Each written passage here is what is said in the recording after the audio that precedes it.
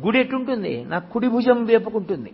అంటే పూజనీయమైనవి కుడి భుజం వేపుకి ఉంచి ప్రయాణం ప్రారంభిస్తే ప్రదక్షిణం చేశాడంటారు.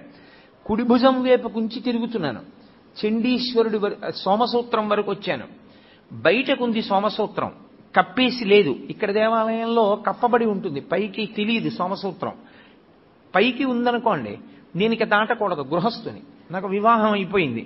అప్పుడు నేను వెనక్కి వెళ్ళిపోవాలి. వెనక్కి వెళ్ళి మళ్ళీ తిరిగి చండీశ్వర స్థానం దగ్గరికి రావాలి. నా కొడుకు వాడు బ్రహ్మచారి, వాడికి పెళ్ళి అవ్వలేదు ఇంకా, వాడు సోమసూత్రం దాటచ్చు.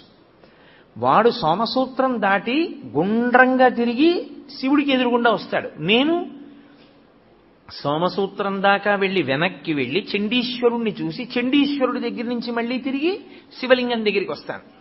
నాకు అది ప్రదక్షిణం, బ్రహ్మచారికి అది ప్రదక్షిణం. సన్యాసి వస్తే సన్యాసి సవ్యం చేయకూడదు, ఇలా ఎడం పక్క నుంచి వెళ్ళకూడదు.